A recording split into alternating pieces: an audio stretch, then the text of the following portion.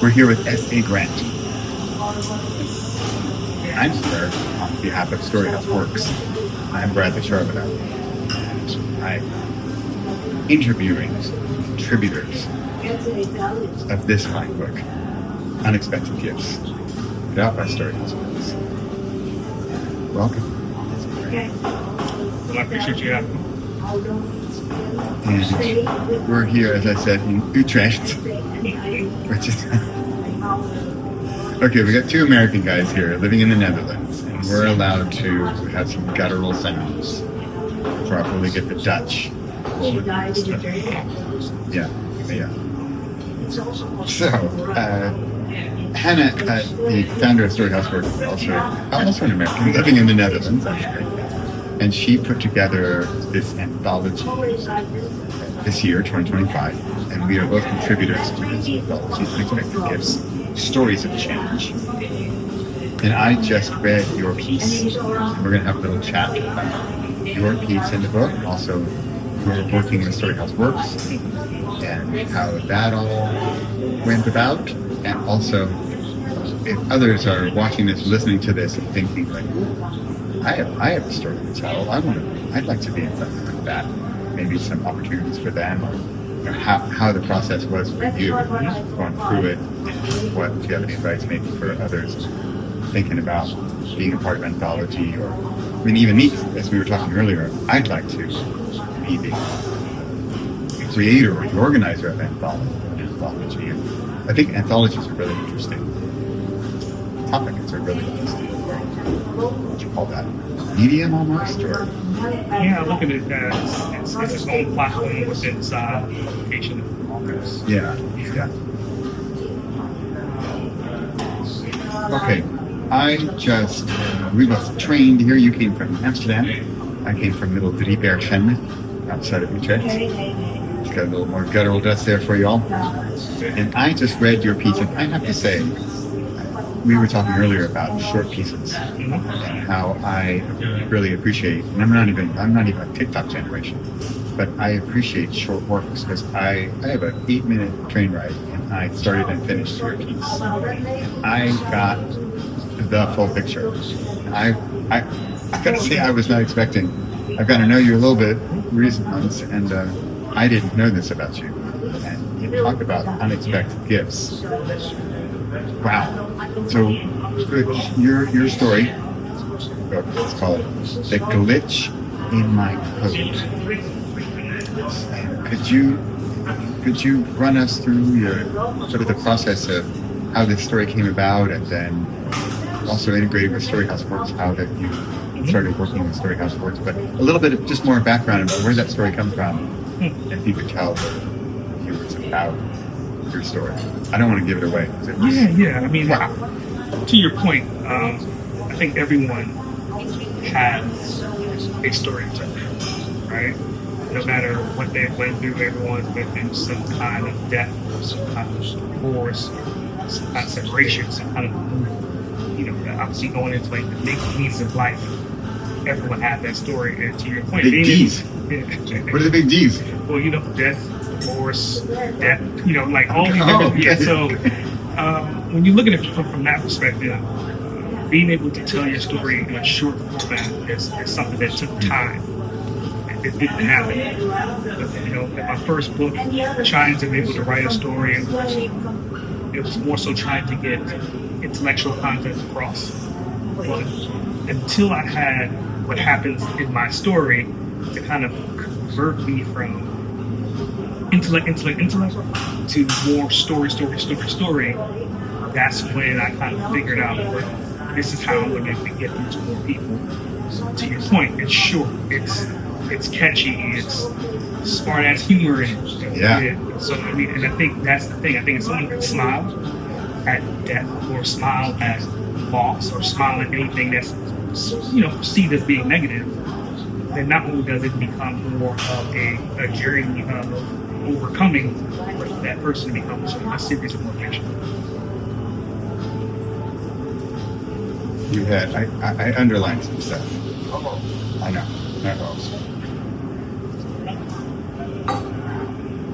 So you said So remember the three. I didn't know about the 3Ds. Now I do.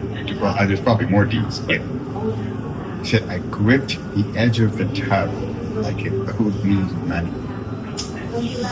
Yep. We're coming from a native New Yorker. I mean, if you've ever been to Brooklyn, New York in the 80s or 90s, like understanding what that certain death looks like, it's like, it's like, hey, I want it and I want it now. So at that point in time in my story, it was more so trying to fight what's happening. I'm not going to give in to it. I'm holding on to more so the past, not realizing that my future was waiting for me, if that makes sense. Because what happened converted me to become who I am right now. You just said like, making light of these big events. Yeah. And we have death, force, and death. I mean, those aren't fun. It's not, no donkeys and no, it's not Disney. double chocolate. I can't think of something. Yeah, it's not Disney. Yeah. But you mentioned that as well. You said like, what happened to you is not funny for anybody. Yes, for Unless me you it get is. past it. Yeah. Well, until you get past it. Yeah, right. Because you had a note too where you're in the doctor's, I think you're on a bed, I think. And you're joking, like, all right, doc, when are we getting out of here? And nobody was laughing. Nobody but myself at that point in time, because, obviously when they kind of told me the diagnosis of what was really going on, even still, like comprehending the English verbiage that he was spitting out at the time was completely coherent. But for me, it was like, okay, that means absolutely nothing but still get for a reason. So when am I getting down to when I'm fine? And that's the only way I look at it.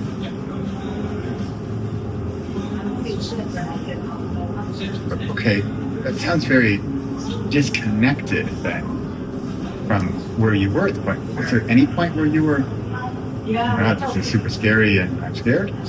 Well, to answer that question, I want you to think about the top of the piece, right? It's bleached in my coat, right? So if you look at that from a metaphorical standpoint, if this is the Matrix, then all of this is facetious in the first place, right?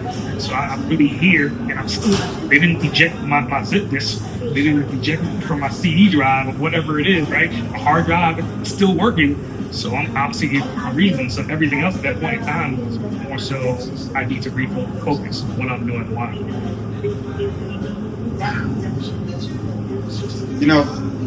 This is all in what five pages or something? One half, 2, 3, 4, like 5 pages. I think this is amazing how I didn't plan on having this be such a big part of our conversation. The fact that you got this whole story across that I read on my little train ride, we're having a chat about it. It was such a big event for you. I feel like I got the whole story. Of course, there's more details, but I got the gist of it. I got like the core of it. I think I'm just kind of fascinated with. So I've written 39 books, right? And I'm a prolific author. That's all great, but I say that in kind of a funny way because.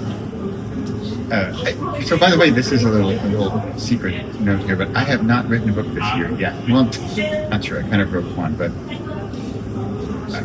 it's a little bit what we're talking about here. I like this short format so much because here's a little bit of a downer. Oh, another D word, downer. Downer, but do I'm gonna get slack for this, but do people read books at all? Right? And I know they do. I was just in southern Italy, people on the beach, they're reading big old thick novels. Awesome. But I think what we're talking about here, 5 pages, you told, I was full on in your story. I almost missed my stop because I was fully into your story in 5 pages. That's magical what you did. You did a really good job. I applaud you for how deeply I was in that story and the detail. And I gotta do more quotes. There's for the fun stuff. Where's the deer? Remember the deer? I remember vividly. You got something about this. I resembled a baby deer on roller skates. But progress is progress. See, there you come in with the positive. The thing is about that, and I remember it in the hotel, and just at a sorry, I said hotel in the hospital. I'm literally that was checking right? In the hospital. It's one of those things the nurses and the doctor, as I'm looking down the corridor, I'm looking at me kind of like, what the hell? Like, how? And again, it kind of goes back to what I said before. I mean, it's literally, if you know anything about code, there's nice thing code, and everything else particularly works. So it's a matter of figuring out what was wrong with me and isolating it and working towards how to fix it.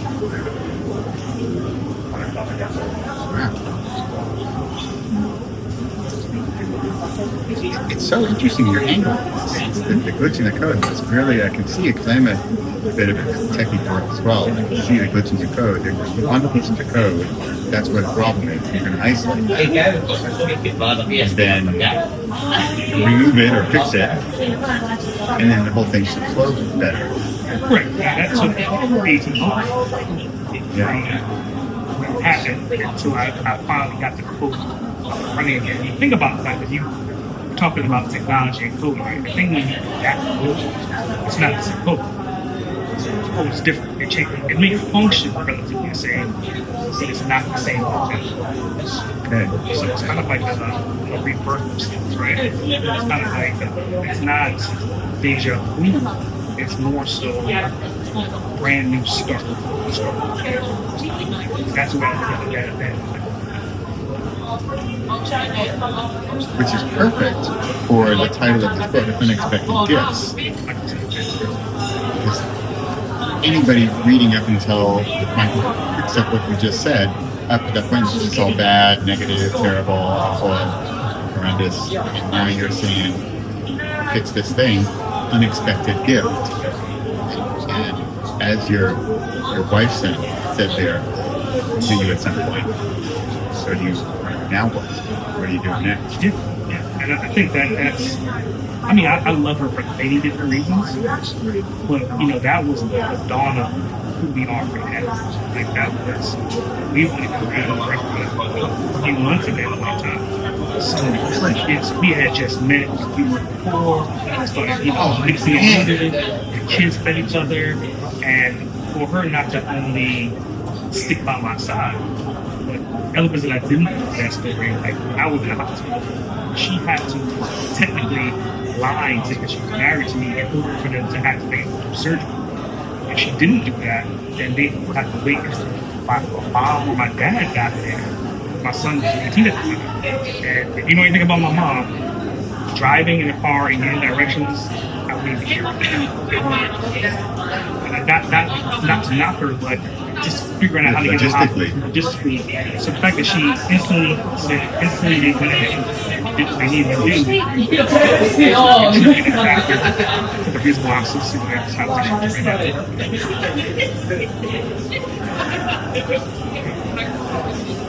Wow, I didn't realize that so early in your relationship. That's really early. So I mean, it's obviously when you hear about there's different lingos that you find an individual that supports you thick and thin. Like she lived up to that definition in ways everything. So I would have been a complete idiot if I didn't make her sign a contract. I'd have been a complete like what the hell was I thinking in my comprehension of this world that we live in? Why was I not want to be that person? You know, I'm just having like epiphany after epiphany over here, but don't mind me. Think about how this little story is like a seed that you're planting, and now we're talking about it a little more. Which is why one reason I really wanted to do this for Hannah and for Storyhouse Works, the authors of these stories, but I don't think I knew what I was getting into, right? Because now we're opening this seed, it is like blossoming, and now we're getting into like, wow, there's this deep love of life, and you're here, and your mom, and you're driving logistics, and all of these elements that I wouldn't have known had we not dug a little deeper. Yeah, and I'm looking at it, if you look at Christmas gifts and the title of this book, everything that's happened from my wife into being here, changing the vision of what I was trying to do, forward all of those multiple gifts that was kind of just stacked up right there in front of me. And it was kind of, I'm not going to say I was abnormal, I think that most people probably wouldn't see it as gifts. Speaking of the topic, again, there is the pressure that comes with it, right? And there's the dark place, the dark tunnel. You're looking at the tunnel, like you're running as fast as you can get out of the tunnel. For some reason, the tunnel just keeps on continuing. No matter how close you get to the end of it, it's kind of on this time frame. It's like about 18 months. It's not figure out how to get out the tunnel. To actually step out of the tunnel and convert and embrace and take everything that happened out of the grain of sand, but more so looking at it as an opportunity for you to open up rapid gifts and utilize what those gifts are to then give back. So then moving on to, it's amazing this all happened in 5 days. Moving on to the point where I think your wife sort of, now what? You have been, sounded like a few sentences. Yeah, but really, I really love your metaphors for like the bathtub and like the money for deer and what was it? Not even a deer, it's like a young deer, the fawn. Yeah, it's a fawn, yeah. The Hamby's already pretty unstable on the four-wheel drive that got going, but now the roller skate. So there was so much that I just felt in there. Sometimes that's the great thing about visualizations is I could just see you holding on to that after. So we had so much in such a short number of pages there. So then your wife there, you're actually officially not wife yet. Says, so sort of now what? And you had it pretty clear, it sounded like. Or did you have it clear at that moment, or was it the next 18 months where you thought, like, wait a minute, what got me to this point, and now what am I going to do? I'm not going to metaphors. We break several eggs in the process of making the best damn pound cake ever, right? Yeah. So on that, it was, what am I going to do? Obviously, I had a business. I had different things going on. A lot of the reasons why I ended up in that position was partly because of my business. It was partly because of elements of life. It was, everyone has different stress factors. Yeah. Whether it's an ex-wife, or whether it's the kids, whether it's finance, whether it's business, whether it's clients. Collectively, everyone hits those things at different times. And for me, it was really almost my entire son's life. And at that point in time, he was like roughly 19 now, 7 years ago, so he was like roughly around 12 years old. So for the past 12 to 11 years, juggling all those things that I said, it just got to a point to where, and I'm overachiever as well, so I'm trying to overachieve. And then I have several anchors behind me, dragging the shit back. So I'm pulling the weight of all the anchors, and I'm pushing forward. Mentally, I'm strong. But physically, the body was like, dude, you know what? You don't want to listen to us? Yeah. And that's what happened. It sat me down, and I think if it didn't happen when it happened, I would not technically be here in Amsterdam with you right now. So, everything had to happen in order for these dominoes to happen. Well, I am thankful for your not yet wife. You said she was your wife.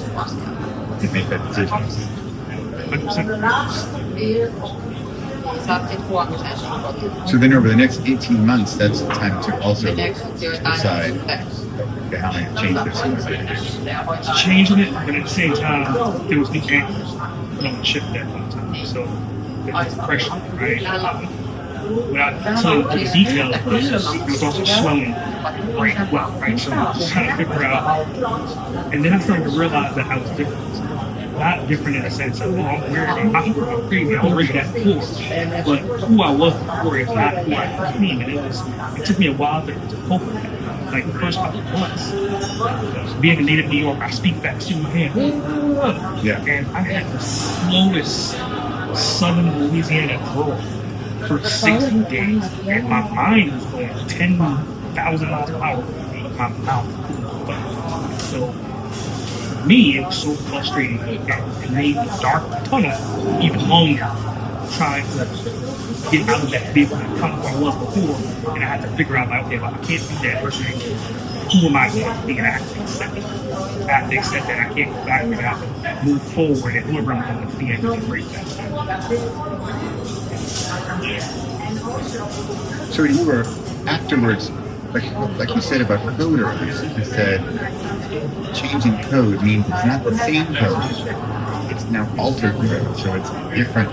Stick with it. It's weird. A different program almost. I mean, altered program or like update, right? Update, or like 2.0. Or, you know, I mean, there's so many different analysis that you can kind of bring into this computer technology, but the reality is that it's A and then there's B.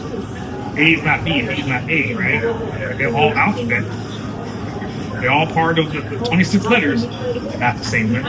Yeah. Right? So I'm part of the same equation. But I'm not A anymore now. So to your point, 1.0 versus 2.0. Okay. Wow.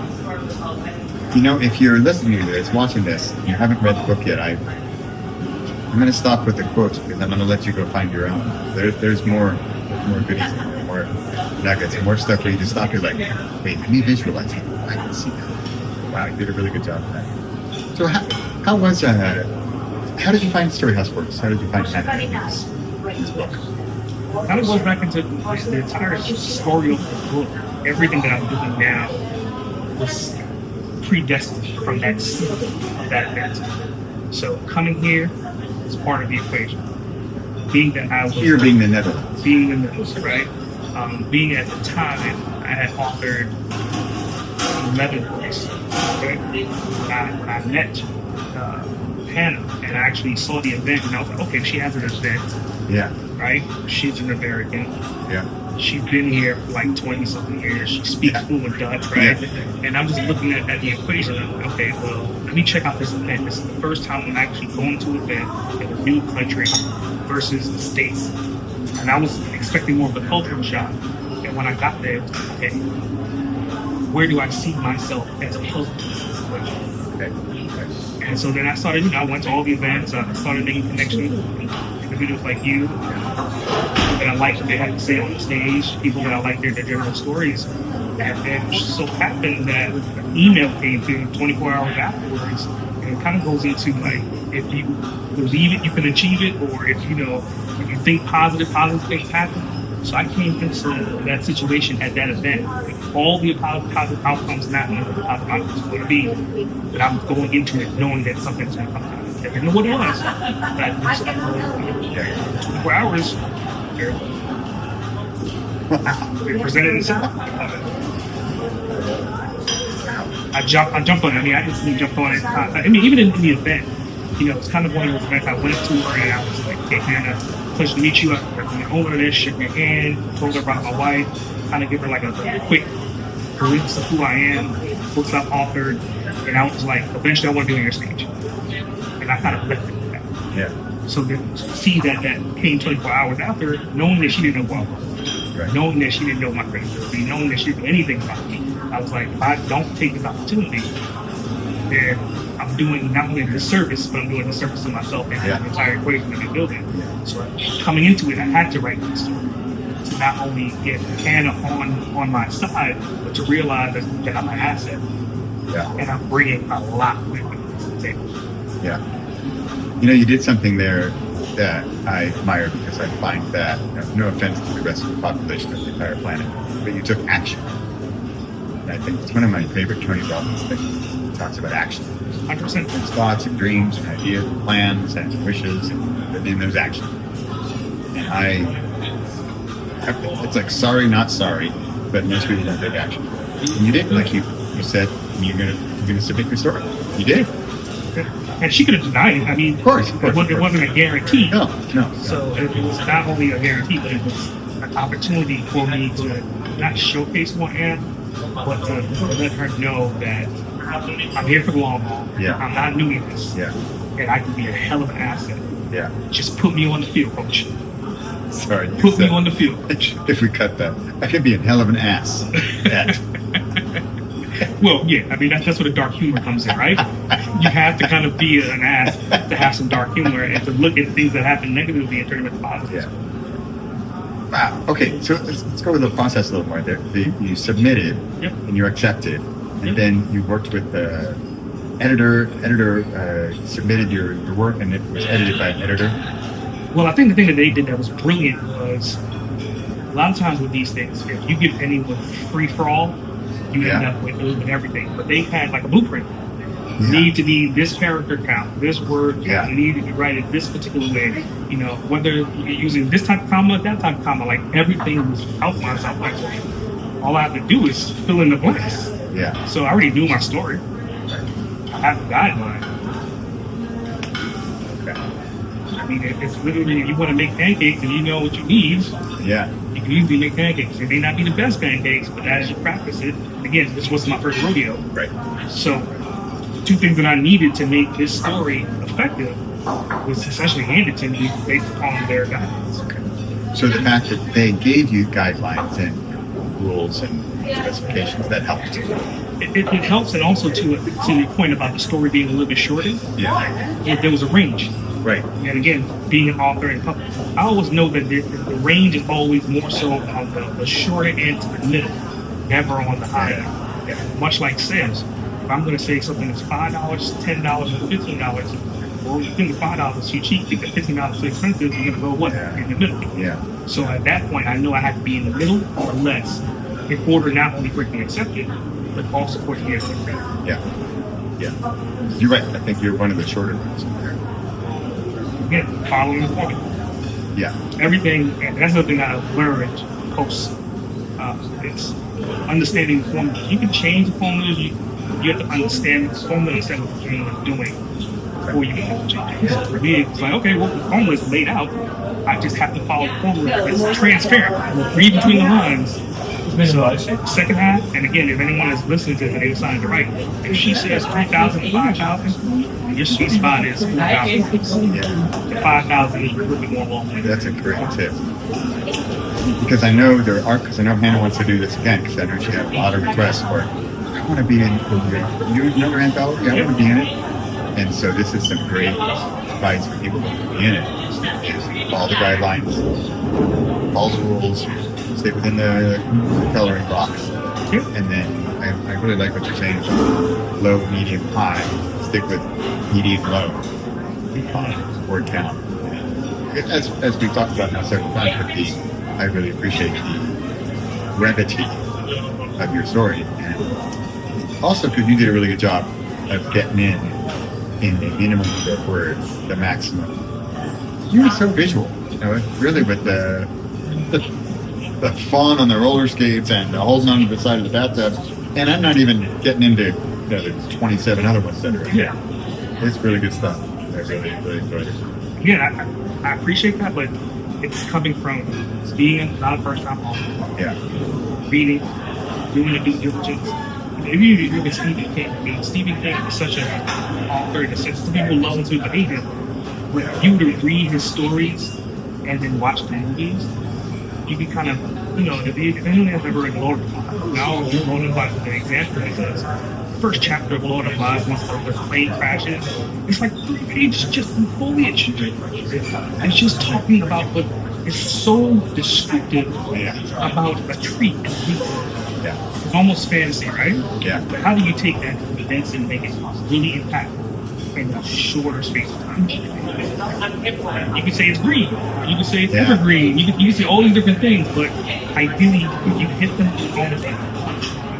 Which kind of goes to your comedic side, right? Yeah, kind of. Yeah. Punchlines. Yeah. It's the same thing with story. If your story has a punchline, like you're saying, one of the punchlines, right? One of the top. And then transitions into something else. And then the next transition, the story was, oh God, the lights, I'm going to heaven. Wait a minute, it's not the lights, it's the actual LED lights, right? Those are just comedic punchlines. Well, you mentioned Stephen King. Fun fact: do you know that he wrote short stories, and 3 of them that I can think of are Shawshank Redemption, was a short story by Stephen King. The Green Mile, short story by Stephen King, and Stand By Me, the short story by Stephen King. All made into full-length movies. They're all, in my humble opinion, awesome movies as well. Making some short stories. Stephen King. but he's a master. He also said, Stephen King also said something like, he talks about, there's what do they call them, discovery writers or pantsers. They just like go with it and see what happens. And there's plotters and everything that are organized. And he said, I'm more of a discovery writer. He says, but he's like, it's really hard. Every morning at 6 a.m., I just have that creative buzz. He says, yeah, because that's because I sit down to write every morning at 6 a.m. He just forces it, does it, and then it counts. Yeah. And he's prolific as well, too. Whether it's his pen name or himself, they're both pretty prolific at this point. So. Yeah. Wow. Well, one of my questions was also advice for somebody thinking of submitting to a future anthology. Mm-hmm. I think you've given already some great tips, unless you have anything else to think of. I would just say, I think people, they over-process everything. I think even I still do that to myself. Yeah. But again, I'm consciously aware of it. That I'm overthinking, over-processing.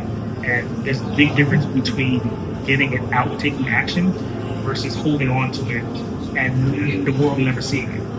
You're never getting it done. And I think deadlines are great for that. Yeah. If you're a deadline person. If you're not a deadline person, it's more so, I say, record audio. Because you can be by yourself. You can record audio. You can throw up all you want to. Yeah. Transcribe that. And then you will see how much you probably do your story. How much you talk a little bit too much on one particular topic. And then you can say, well, how can I then take this section that's maybe 400 words? How do I make that 400 words into 50 words? So do you mean record the audio, then transcribe it, and now you have a whole bunch, 400 words, and so how do you get it to 50? Well, I say it's pattern recognition. So if you play any game, like I love chess, right? Yeah. So it's 100% based on pattern recognition. So if I'm talking about a story and I'm talking overly winded about the details, but it's not getting to the meat and potatoes, 100% appetizer. If it's a 4-course meal, you're not going to have a 4-course meal over 7 hours. Yeah. You have to make sure the appetizer is done, give you enough time to cook the full meal, and it's a prequel leading into it. So you have to So you have to cut the fat, you have to trim the fat. This was more than I bargained for. And I often say phrases like that, and I know there's a negative connotation, but I mean it in a positive way. Just like I use the word trigger. And I use the word trigger in a positive sense. Which is triggered many different ideas. Like I've talked about the seed. Your story is a seed that has started several branches of conversations that we just had. So I'm thankful for your story also. And I'm thankful for you being here today, talking about it. With this unexpected gifts, stories of change, put out by Storyhouse Works and Hannah Huber. And this has been, I'm Bradley Charbonneau, and I'm thanks to S.A. Grant for being here today with me.